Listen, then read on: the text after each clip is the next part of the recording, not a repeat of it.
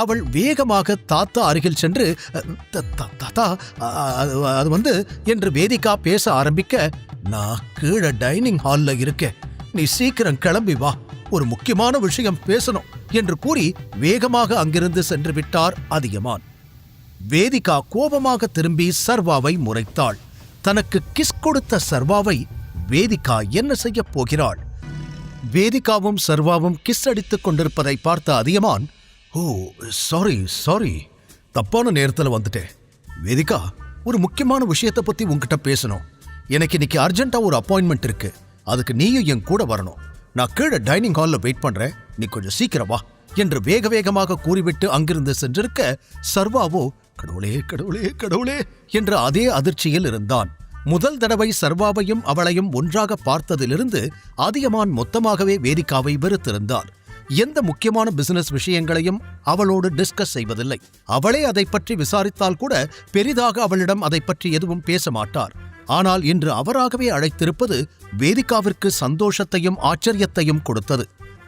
தாத்தா எப்படி இவ்வளோ சீக்கிரம் மனசு மாறினாரு என்றுதான் யோசித்துக் கொண்டிருந்தாள். அப்போது அருகில் வந்த சர்வா, என்ன மன்னிச்சிட வேதிகா, அது ஏதோ தெரியாம நடந்து போச்சு நாம் என்று உளர, அவன் குரலை கேட்டதும் மீண்டும் அவளுக்கு கோபத்தில் முகம் சிவந்தது.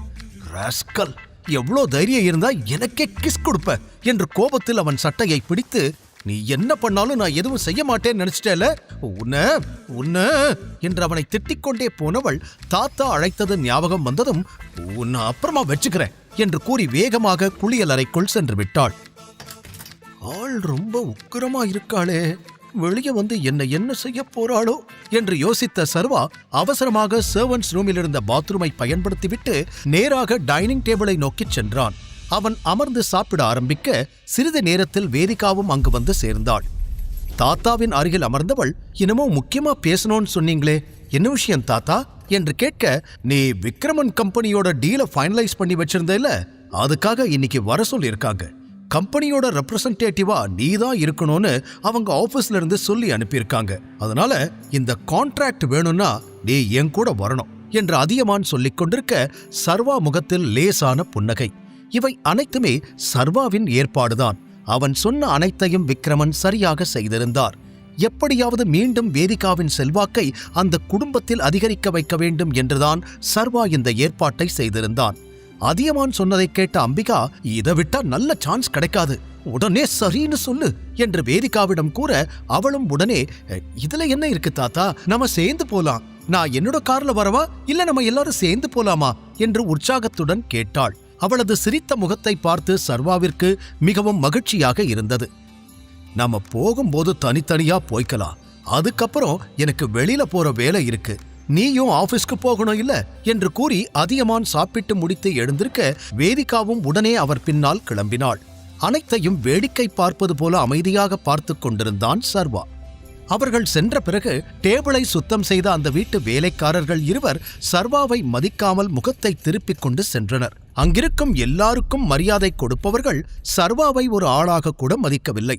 கூடவே அவனை கடந்து பின்னால் சென்றதும் இருவரும் அவனை பார்த்து ஏதோ கிசுகிசுக்க ஆரம்பித்தனர்.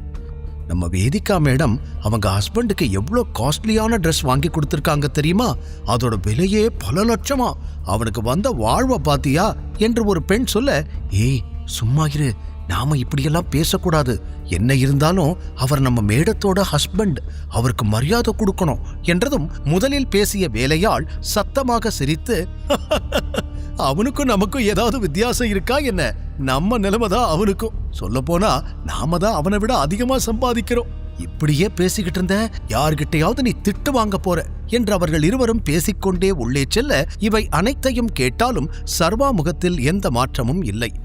அமைதியாக தலையாட்டி லேசாக சிரித்தவன் அங்கிருந்து கிளம்பி அவனது ஆபீஸுக்கு வந்து சேர்ந்தான். காலையில் தாமதமாக கிளம்பி இருக்க 9 மணிக்கு வரவேண்டிய ஆபீஸுக்கு 11 மணிக்கு வந்து சேர்ந்திருந்தான். ஆனால் அவனை பார்த்ததும் எழுந்து நின்ற கீர்த்தனா, குட் மார்னிங் சர்வா சார் என்று மரியாதை கொடுத்தாள். அதை கேட்டதும் ஒரு நொடி அவளை நின்று பார்த்தவன், குட் மார்னிங் என்று சொல்லிவிட்டு தனது கேபினுக்கு வந்தான்.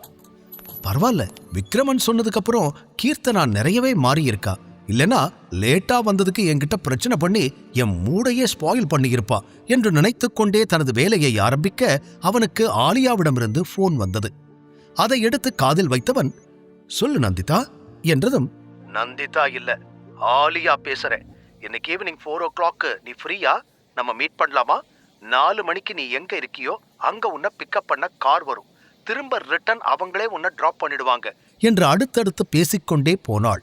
ஏனோ சர்வாவிற்கு மறுக்க தோன்றவில்லை. சரி, நான் வரேன் என்று ஒற்றை வார்த்தையில் கூறிவிட்டான்.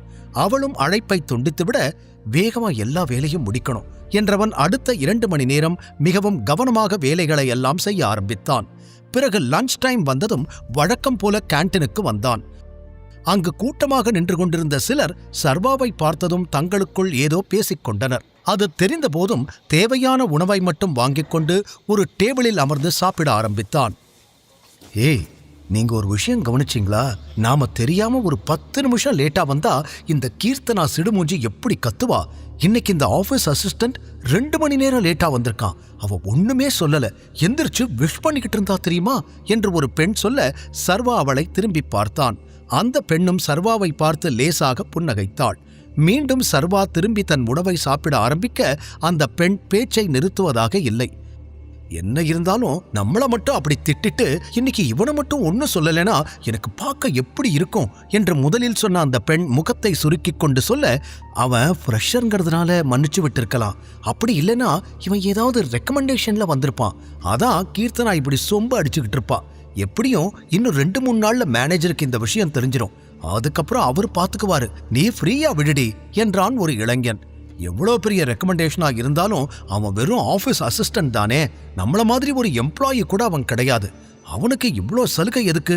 அதுதான் இப்ப என்னோட கேள்வி என்று அந்த கூட்டம் சர்வாவை பற்றியே மீண்டும் மீண்டும் பேசிக் கொண்டிருந்தது. இதையெல்லாம் சர்வா காதில் கேட்டாலும் எதற்கும் பெரிதாக ரியாக்ட் செய்யாமல் சாப்பிட்டுக் கொண்டிருந்தான். அப்போது, என்ன சர்வா, நீ இங்க ஆபீஸ் அசிஸ்டண்டா தான் வேலை பார்க்கறியா என்று பின்னாலிருந்து ஒரு பழக்கப்பட்ட பெண்ணின் குரல் கேட்க சர்வா திரும்பி பார்த்தான். காமினிதான் அங்கு நின்றிருந்தாள். அப்போதுதான் காமினியும் இங்கு வேலை செய்வது அவனுக்கு தெரிய வந்தது. இப்போது அவளை பார்த்த பின்பும் பெரிதாக அலட்டிக் கொள்ளாதவன் மீண்டும் சாப்பிட ஆரம்பிக்க அவனுக்கு எதிரில் அமர்ந்தவள், என்ன சர்வா, என்ன பார்த்தா பேசக்கூட மாட்டியா என்று கேட்டாள். உனக்கு என்ன பேசணும்? ஏதாவது சொல்லணும்னா டைரக்டா சொல்லிட்டு கிளம்பு என்று அவனும் திருப்பி சொல்ல, நீ இங்க ஒரு ஆபீஸ் அசிஸ்டண்டா வேலை பார்த்துட்டு அன்னைக்கு எப்படி ஹோட்டல்ல அவ்வளோ பெரிய பில்லை செட்டில் பண்ண? வருஷம் முழுக்க நீ உன் சம்பளத்தை சேர்த்து வச்சா கூட உன்னால அவ்வளோ அமௌண்ட் சேர்க்க முடியாது. அப்புறம் எப்படி என்று அவளது சந்தேகத்தை கேட்க, நீ கூட தான் வேர்ல்ட் டூர் போக போறேன்னு சொன்ன. இந்த வேலையை பார்த்துட்டு எப்படி உன்னால வேர்ல்ட் டூர் எல்லாம் போக முடிஞ்சதுன்னு நான் உன்கிட்ட கேட்டேனா என்று திருப்பி கேட்டான் சர்வா. ஏய், நான் ஒன்னும் உன்ன மாதிரி யாரும் இல்லாதவ கிடையாது. என் அப்பா கிட்டயும் நிறைய பணம் இருக்கு. அது மட்டும் இல்லாம நான் உன்னை விட பெட்டரான பொசிஷன்ல இருக்கேன். சோ என்னால நான் நினைச்சதை பண்ண முடியும். முதல்ல நீ எப்படி அன்னைக்கு பில் செட்டில் பண்ண அதை சொல்லு என்று மீண்டும் மீண்டும் அதையே கேட்டவளுக்கு உண்மையை தெரிந்து கொள்ளவில்லை என்றால் தலையே வெடித்துவிடும் போல இருந்தது. சர்வா சிரித்தபடி கேட்டான், முதல்ல நீ பதில் சொல்லு. நீ வேர்ல்ட் டூர் போனேன்னு சொன்னதெல்லாம் உருட்டு தானே? நீ போய் தானே சொன்ன என்று சர்வா கைகளை கட்டிக்கொண்டு அவளை பார்க்க கடுப்பானாள் காமினி. சர்வா, நான் உங்ககிட்ட கேஷுவலா தான் கேள்வி கேட்டேன். அதுக்கு எதுக்கு நீ இப்படி இன்சல்ட் பண்ற மாதிரி பதில் சொல்லிக்கிட்டு இருக்க? என்ன இருந்தாலும் நம்ம 2 பேரும் காலேஜ் ஃப்ரெண்ட்ஸ். இங்க நான் மட்டும்தான் உனக்காக இருக்கேன் என்று அவள் சொல்ல, அப்படி என்ன நீ எனக்காக பண்ணிட்ட? கொஞ்சம் சொல்ல முடியுமா என்று சிறிதும் முகத்தில் எந்த ரியாக்ஷனும் இல்லாமல் கேட்டான் சர்வா. நீ கவனிச்சியா இல்லையான்னு எனக்கு தெரியல. இங்க இருக்கிற எல்லாரும் உன்னை பத்தி தான் பேசிக்கிட்டு இருக்காங்க. ஆனா உன் கூட பேச யாருக்குமே விருப்பம் இல்லை. நீ தனியா உட்காந்து சாப்பிட்டுக்கிட்டு இருக்க. யாராவது உன் பக்கத்துல வந்து உட்காந்து சாப்பிட்டாங்களா?